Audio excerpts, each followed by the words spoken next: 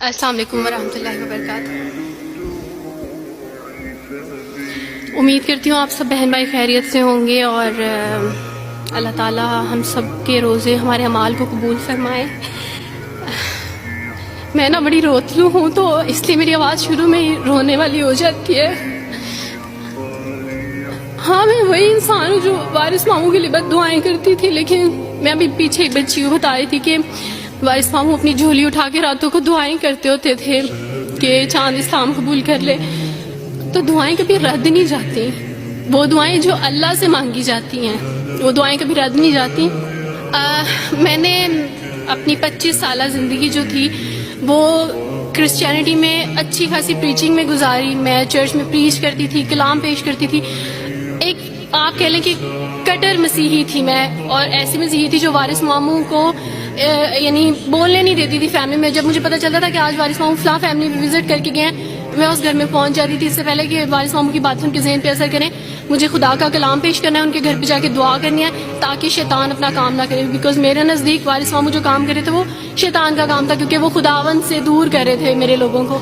तो मैं उस फैमिली में पहुंच जाती थी, अपने लोगों को चाहती थी कि वो खुदावन के साथ जुड़े रहें, वो कभी खुदावन का इनकार ना करें, वो यीशु मसीह का इनकार ना करें। ये सब मेरी यानी मैं आप कह लें कि एक स्ट्रॉन्ग वर्क करती थी। मुझे इस चीज़ का डर रहता था कि वारिस मामू की वजह से अब मज़ीद लोग इस्लाम कबूल ना करें, लेकिन क्या पता था कि अल्लाह ताला मुझे ही दायरा इस्लाम में ले आएंगे और मैं ही वो शख्स बनूंगी जो इस्लाम कबूल करेगी।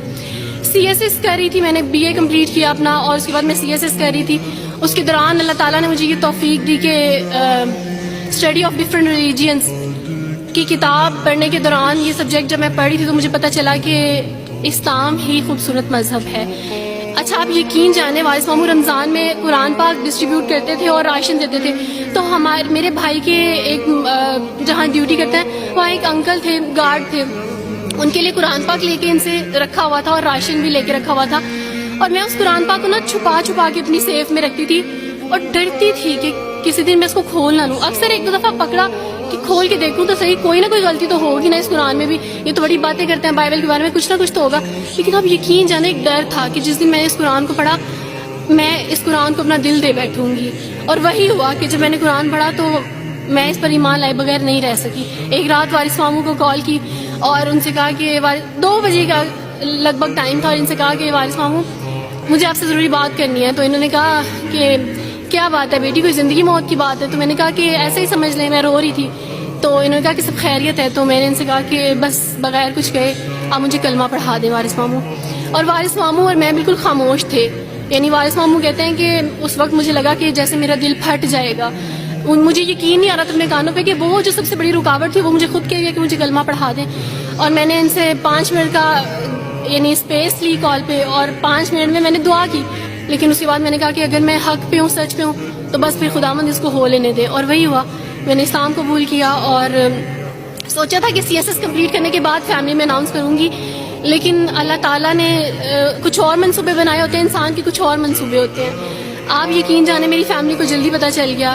एक रात मेरे बाबा ने वारिस मामू को घर बुलाया और इनसे कहा कि हम चांद की शादी करना चाहते हैं, आप इससे पूछ दें कि अगर किसी को पसंद करते हो तो हम इसकी शादी उससे कर दें, हम जो है ना वो इसकी मर्ज़ी के ख़िलाफ़ नहीं जाएंगे। तो मैंने उनसे कहा कि आप ऐसा नहीं कर पाएंगे। उन्होंने कहा कि नहीं, हम कर सकते हैं। मुझे ये था कि मुझे पछतावा ना रहे कि मैंने शायद उस दिन पापा से बात करती तो पापा मान जाते। तो मैंने उनसे कहा कि पापा मैं एक मुसलमान मर्द से शादी करूँगी, आप ऐसा मेरे लिए कर सकते हैं? अगर आप किसी मुसलमान से मेरी शादी करेंगे तो ठीक है, मैं शादी करने के लिए तैयार हूँ। मेरे घर में एक सन्नाटा छा गया और इस खामोशी के बाद जो है यानी सब फैमिली वाले रोने शुरू हो गए। उन्होंने कहा कि आप अपने मज़हब में वापस आ जाओ। लेकिन ये है कि मैं दीन इस्लाम कबूल कर चुकी थी। आप यकीन जाने जिस तरह लोग मुख्तलिफ हैं उसी तरह उनके मसाइल भी मुख्तलिफ हैं। मुझे मेंटली बेइंतहा टॉर्चर किया गया। मेंटली मुझे यानी इस चीज़ का एहसास दिलवाया गया कि मामा पापा रोते हैं। मेरे पापा ने आप यकीन जाने खुद को फांसी लगाने की कोशिश की मेरी आंखों के सामने। मेरी मामा ने खुद पे पेट्रोल डाल दिया और खुद को जलाने की कोशिश की मेरी आंखों के सामने। और मैं अपने रूम में बैठी ये कहती थी कि अल्लाह अगर मैं हक पे हूँ ना तो मेरी फैमिली को कुछ नहीं होना चाहिए। फिर बहरहाल मुझे मेरी फैमिली से निकाल दिया गया, ये इस डर से कि मेरी वजह से दूसरे बहन भाई भी इस राह पे ना चले जाएं। और वारिस मामू को बुला के मुझे घर भेज दिया गया, उनके घर भेज दिया गया। जब मैं घर से आ रही थी तो वारिस मामू ने कहा कि बेटी अगर आपका कोई सामान है तो आप ले लें। तो मैंने उनसे कहा कि اس گھر سے صرف ایک ہی چیز میرے ساتھ جا رہی ہے اور وہ ہے میرا نام جو ماما پاپا نے مجھے دیا تھا. میں چاند رات میں پیدا ہوئی تھی اس لیے انہوں نے میرا نام چندہ رکھا تھا. بس وہ نام لے کے آئی. آپ یقین کریں ہمیں کہا جاتا ہے جبرن اسلام قبول کیا جاتا ہے. اسلام قبول کرنے کے بعد وہ جبر کیا جاتا ہے کہ آپ سوچ بھی نہیں سکتے. آپ کو اپنے ماں باپ سے ہی ملنے نہیں دیا جاتا. آپ کو اپنے ہی چھوٹے بہن بھائیوں کے پاس بھی جانے دیا جاتا. آپ میں ہاسپٹل میں تھی ڈیلیوری کے ٹائم. آپ یقین جانے میرے پاس کوئی بھی نہیں تھا جو مجھے بیڈ سے اٹھا کے بٹھا سکتا. ایسے موقع پہ مجھے اپنے اپنوں کی ضرورت تھی لیکن میرے اپنوں کے جبر نے میری ماما کو مجھ سے دور رکھا. میرے بہن بھائیوں کو میرے کرسچن کولیگس نے ہی میری فیملی کو پریشرائز کیا کہ اس کو فیملی سے نکال دیں کیونکہ اگر آپ اس کو ملیں گے تو مزید لوگ بھی عبدالوارث کی طرح چندہ کی طرح اسلام قبول کریں گے. میں نا ہاسپٹل میں لوگوں سے کہتی تھی کہ مجھے بیڈ سے اٹھا کے بٹھا دیں. سیزیرین کے بعد میں اٹھ نہیں سکتی. میرا بیبی رو رہا ہے کوئی مجھے بیبی پکڑا سکتا ہے. آئیڈیا ہی نہیں تھا ہاسپٹل میں کیا کیا لے کے جاتے ہیں. میرے پاس ایک ایسا دوپٹہ نہیں تھا جو میں چینج کر سکتی. ایسے موقعوں پہ آپ یقین جانے آزمائش اور جبر اسلام قبول کرنے کے بعد ملتا ہے.